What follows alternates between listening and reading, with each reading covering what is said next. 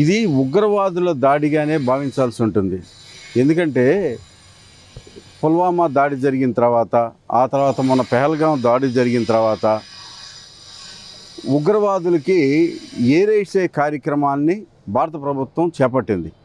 అసలు ఎక్కడున్నా సరే ఇదివరకు ఉన్నటువంటి భారతదేశం కాదు. ఇదివరకు 1947 ఇండియా పాకిస్తాన్కి మధ్యలో యుద్ధం వచ్చినప్పుడు, ఆ తర్వాత 1971లో ఇండియా పాకిస్తాన్కి మధ్యలో యుద్ధం వచ్చినప్పుడు ఉన్నటువంటి భారతదేశం కాదు ఇది.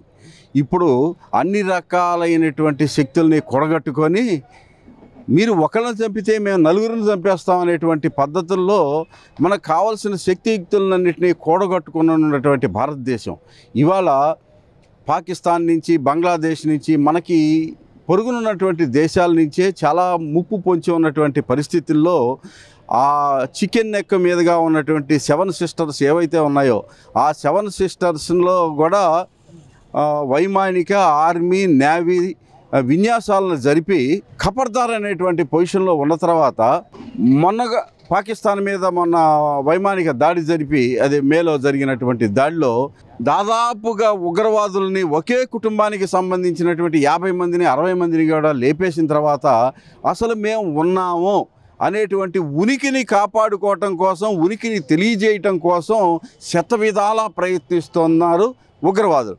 ఇదే సందర్భంలో పాకిస్తాన్కి, బంగ్లాదేశ్లో ఉన్నటువంటి పరిస్థితులు కూడా మారినాయి.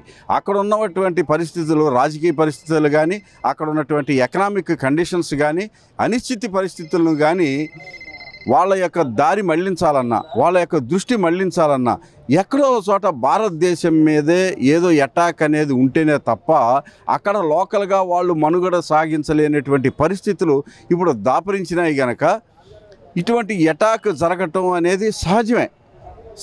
ఇది 10 రోజుల క్రితమే ఇండియాలో ఏదో ఒక రకంగా ఎక్కడ ఏ రకమైన స్పాట్ జరుగుతుందో భారత ప్రభుత్వం ఊహించింది.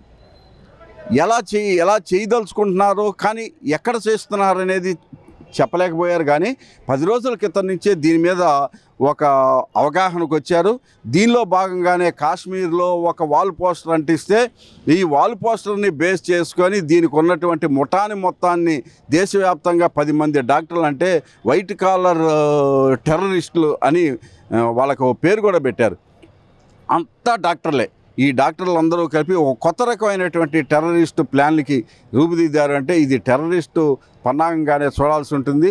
ఏది ఏమైనప్పటికీ కూడా భారతదేశం అన్ని విధాల సర్వసత్తాక గణతంత్ర రాజ్యంగా అన్ని రకాలైనటువంటి శక్తుల్ని కూడగట్టుకున్నటువంటి దేశం, 142 కోట్ల మంది జనాభా ఉన్నటువంటి దేశం. ఇక 3, 4, 5, 20 మందినో చంపేసినంత మాత్రాన భారతదేశంలో ఉన్నటువంటి జనాభా యొక్క నైతికతను కానీ, వాళ్ళ యొక్క మనోస్థైర్యాన్ని కానీ దెబ్బతీయటం ట్రంప్ వల్లే కాలేదు. ఈ 10 మంది 5 అనేది ఇది నథింగు. ఏ ఒక్క భారతీయుడు కూడా దీని మీద అయ్యో ఏదైనా జరుగుతుందేమో ఎట్లాగా అని చెప్పేసి బాధపడుతూ మనోస్థైర్యాన్ని కోల్పోయేటువంటి పరిస్థితి అయితే ఉండదు. దీనికి ధీటైన జవాబు భారతదేశం ఇస్తుందని కూడా మనం అందరం ఎక్స్పెక్ట్ చేద్దాం.